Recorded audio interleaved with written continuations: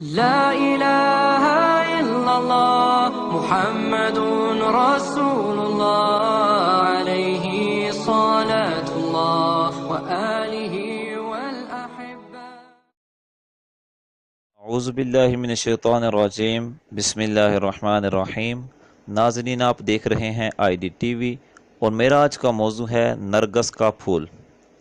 حضرت جنید بغدادی رحمۃ اللہ تعالیٰ علیہ فرماتے ہیں کہ میں نے حضرت سری سقطی رحمۃ اللہ تعالیٰ علیہ کو فرماتے ہوئے سنا کہ میں ایک دن سفر میں نکلا اور میں ایک پہاڑ کے دامن میں تھا کہ رات ہو گئی۔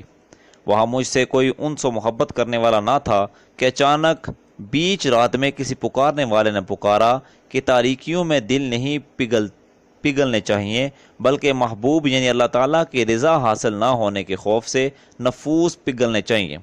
حضرت سری سقطی رحمۃ اللہ تعالیٰ علیہ فرماتے ہیں کہ یہ آواز سن کر میں حیران رہ گیا، چنانچہ میں نے پوچھا مجھے جن نے پکارا ہے یا انسان نے؟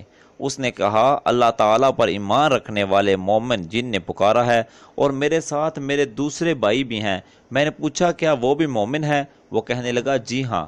پھر ان میں سے دوسرے جن نے مجھے آواز دی، بدن سے خدا کا غیر اس وقت تک نہیں جاتا جب تک کہ دائمی مسافر نہ ہو جائے۔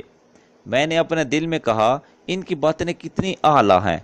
پھر ان میں سے تیسرے جن نے مجھے پکارا کہ جو تاریکیوں میں اللہ تعالیٰ سے انس رکھتا ہے اسے کسی قسم کی فکر نہیں لاحق ہوتی، تو میری چیخ نکل گئی اور غشی طاری ہو گئی۔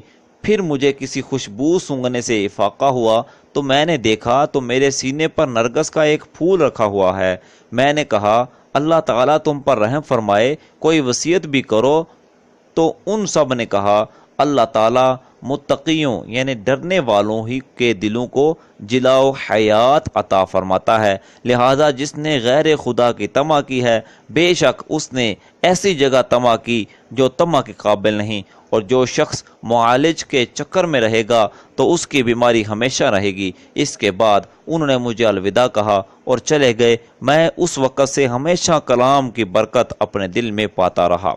اللہ رب العزت جل جلالہ ہمیں اولیاء اکرام رضوان اللہ علیہم مجمعین کی صحبت عطا فرمائے۔ وآخر دعوانا الحمدللہ رب العالمین۔